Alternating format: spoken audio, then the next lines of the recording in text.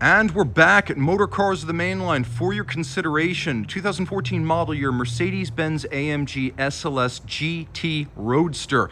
This is not the AMG GT. This is the legitimate heir to the 1950s to early 60s W198 300 SL Roadster. All aluminum space frame, 583 horsepower M159 engine. It is the GT, which is halfway between the standard SLS and the Black Series. It is packed with features. Let's start with Mystic White II, a Designo color that is a sort of off-white pearlescent metallic. It's got an incredible amount of presence to it. The metallic elements and the pearlescent prismatic effect allowing all sorts of undertones of color to show through. Now, because this is the GT, you've got a couple of exclusive styling traits here. First, we've got blacked out bezels for the headlights. You can see the strakes along the side are blackened. Interesting to note, normally you would have blackened rear view mirror shells here, but someone opted to spend 4 figures and convert those to carbon fiber, so yay, upgrade. Moving around back, you can see that we have the blackened bezels for the tail lights as well, and then just so no one is going to mistake it, it is a GT. But there are substantive changes under the skin. The first one is that engine power rises from 563 horsepower to 583. Redline is still 7250, and the torque is still 479 pound-feet, but you do have more top end hit. Also important to note, there are reprogrammed adaptive suspension settings. It's a little bit starchier, so the car will handle a bit better at the limit. Throttle has been remapped in its most aggressive settings for better response, and the transmission, which has several shift modes, is crisper in all of them. You also have a slightly nastier bark to the sport exhaust system. Now, this car has a couple of options. The black hood is one of them. You can't see the car cover, though it does have that. Another option is going to be the carbon fiber shell for the rear view mirror, and we'll get inside. You'll see the carbon fiber treatment down the center console. Very, very expensive, over $2,700. Also optional on this car, not standard part of the GT, someone actually went out and spent more to get the forged black alloy wheels. Now, they're 20 at the back, they're 19 at the front. The forged black alloy giving this car a sinister sort of black on white look. Now, taking a look at the hardware within, we have vented, cross-drilled, and slotted floating rotors. These are the Ferris floating rollers. You can see 6 pistons up front, 4 out back, and you can see the stainless steel pins on which they move. And the idea here is that the rotor can move back and forth as it heats up, so it'll better center inside of the caliper. It also helps to protect the hubs from heat conducted from the rotors, so it's sort of an isolation mechanism to keep the heat of the rotors out of the hubs. Other things you probably want to know here: black straight 6.3. It's lying a little bit. In truth, the M159 is 6,208 cc, but you wouldn't know it from the way it rips. Taking a look now up front, we've got a couple of cool features here. We actually have parking sensors front and rear with a rear view camera, plus heated washers for the headlights with perhaps the largest capacity reservoir I've ever seen for this type of system. It will take 2 gallons of washer fluid. Speaking of washers, let's talk about the headlight. Internally, it is going to be sort of a high-intensity discharge type system. So at high speed, you've got a broad and long projection, and it's the kind of light you would expect if you were racing at the 24 Hours of Le Mans when it gets very dark and the speeds get very high. Now, taking a look back, you can see that the strakes vent the engine, and the engine itself is probably worth taking a look at. We're going to pop the hood, look at the M159, but before we do, I think it's important to note that we've got this unique sort of non-synchronized windshield wiper system, where there are 2 independent electric motors, but there's no parallelogram linking them, so they electronically communicate with each other to synchronize despite no mechanical linkage holding them together. It's because of the packaging within the cowl. They didn't want it to be too bulky or too high. But yes, they're synchronized. No, they're not mechanically interlinked, and that is probably the quirkiest feature of this car. Okay, my friend Mike here is going to open up the hood. We're going to talk about this engine. Now, most people know about the Mercedes-Benz M156. It was the first engine designed top to bottom by AMG, just as this car is the first car designed top to bottom by AMG. But the M159 goes above the M156, and there are a few important changes. There's a new intake. The top end valvetrain and camshafts are different and more durable than on the M156. The internals here are now all forged by adding forged pistons from Mahle, and it has beautifully hand-welded individual steel tubular headers. You can't see them, but they're there. All of this raises the power and the limits of the engine, while also improving its durability compared to the M156. Now, this car only has 9,500 miles on it. It's fresh, but it has received its 40,000 major service. We'll talk more about that in just a moment.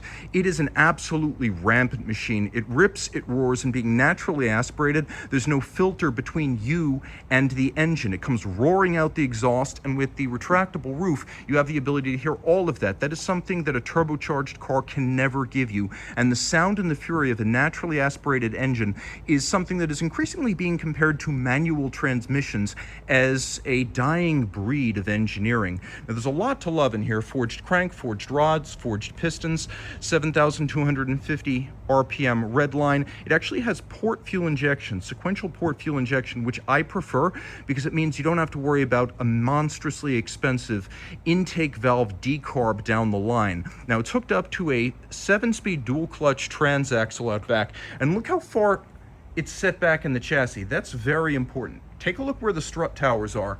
Now take a look at the engine. With a transaxle weighing about 300 pounds out back, the gearbox is on the rear axle. So like Ferrari, AMG believing that the optimum setup for any performance car is to have rear biased weight, regardless of whether the engine is in front of or behind the driver. So it's actually going to be 53 back, 47 front, and that's to create a crisper turn-in. And for transitional maneuvers like a left-right, left slalom situation, you have a car that is sprightlier and more responsive. The 7-speed dual clutch is best described as a automated manual because there is no slushy torque converter with 16 quarts of fluid sloshing around. This is a system that uses 2 clutches that are automated, but again, not a torque converter automatic. And so as one gear is disengaging, the next one is engaging, so there's no interruption of power, and you can stay on the throttle, and the car will stay into the throttle as you shift those gears. The car also has a torque tube with a carbon fiber drive shaft, the idea being that the torque tube bears the longitudinal forces of the axle and the engine, and then the drive shaft, made of carbon fiber, doesn't have to bear the load, so it can be super light, reducing the rotating mass of the drivetrain, and that's very, very important. Now, the transmission has a couple of different shift modes.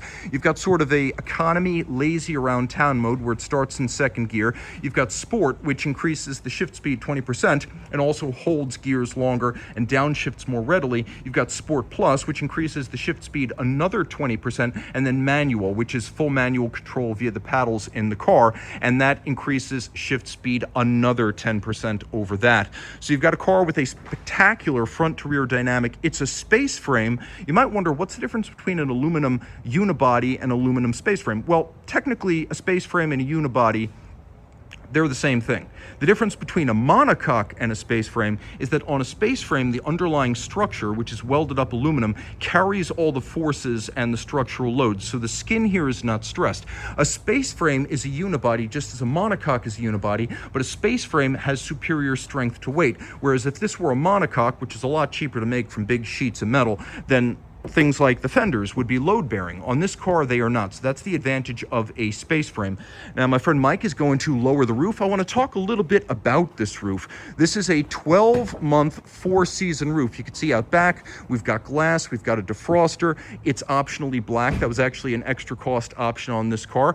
It is an 11-second roof. So this roof can be lowered or raised in 11 seconds, which means you can easily get it up or down in the time it takes for one red light to elapse. Also important, just in case you miss time, your red light, you can raise or lower this roof in speeds between 0 and 31 miles an hour. So cruising around town, you can almost always access the power-operated roof. And again, being able to do this while you're moving slowly is a big advantage. Now, coming inside, we know that this is the GT. We've got faster transmission shift programming, throttle mapping, start-shear suspension, modified exhaust, extra power, exterior trim. But what you get inside, you get a much more premium interior. So what we've got here are the SLS GT red seatbelts, red contrasting stitching. You can see the logo of AMG on the headrest. This is all Napa leather, but where you see a suede, that is Alcantara. That is the super high-end synthetic suede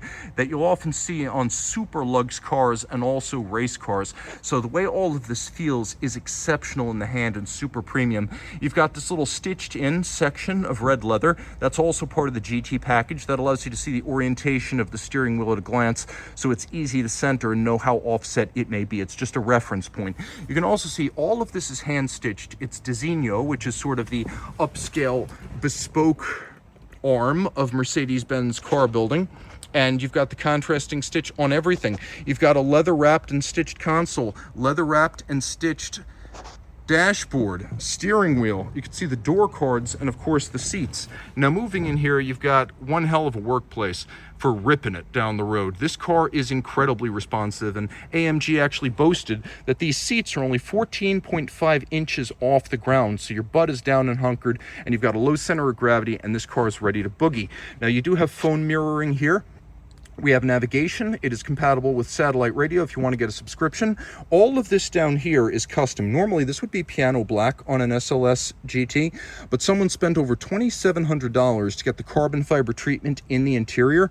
You can see there's a lot going on. These are heavily bolstered seats, and one of the features of the GT is that the seat bolsters are a little bit stiffer to better hold you during performance driving. You can see you've got a lot of settings, and taking a quick look over here, we've got no shortage of settings, 3 different levels of memory that will control the seats, the exterior mirrors, and also the tilt and telescope of the steering wheel. The thing I love here, the shift paddles for the dual clutch transmission, they're metal, they're solid. They look like metal because they are lightweight metal. The car has a lot of features. You can see the overhead console. The primary features from a performance standpoint are going to be the adaptive suspension and the GT package. The transmission has several different modes, and you can see them right here. We also have this little AMG button that brings up the AMG menu, so you have various kinds of sporting options and feedback from the computers. We do have a in-dash CD changer, so yes, they did. It's a wonderful vintage experience if you have the CDs.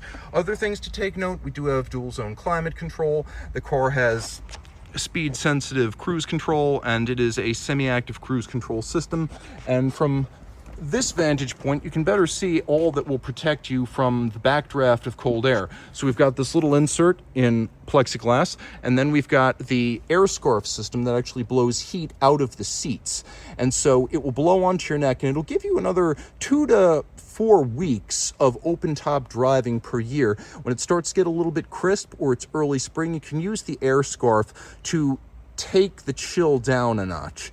Everything else in here is remarkably well suited to 2 people. It's a sports car, but it's not a black series, so you can absolutely use this for long distance driving, touring. If you want to go on road trips, that will not be a problem. We're going to move that back, take a look at the rear of the car now.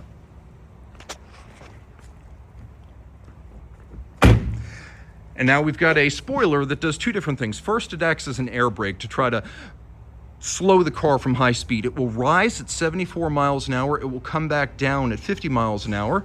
And now Mike's going to help us take a look at what's inside the trunk. You can also see the car has a functional underbody diffuser to help reduce lift. The trunk is not large.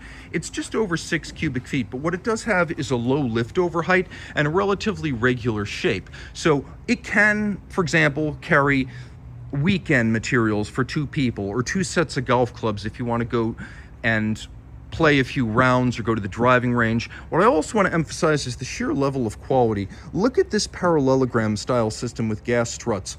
We don't have any of those awkward dogleg type trunk hinges that you'll see on cheaper cars from America and Japan. The idea here is that the struts and the linkages don't take up any space inside the trunk, whereas on even a number of high-end luxury cars in the mainstream, the hinges themselves take up the volume. So there is an awful lot to love with this car, but I cannot overemphasize the standard of maintenance that the original owner performed. This is a one-owner car.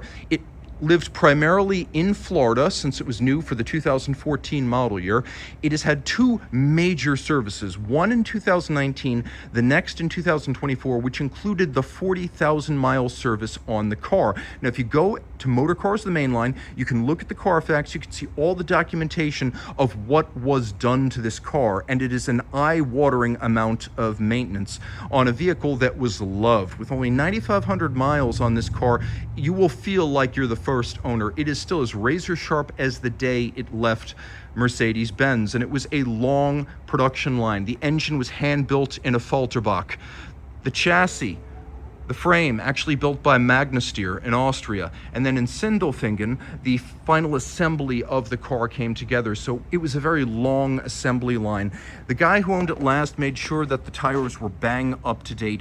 2023 dates on there, and last year he even nitrogen filled the tires, which is absolutely crazy for a road car. This car needs nothing. If you just want to sign and drive, this is ready for spring, summer, and fall of 2026. So reach out to Motor Cars of the Mainline. That's going to be 484-612-4147 for this 2014 low-mile Mystic White II Mercedes-Benz AMG SLS GT Roadster.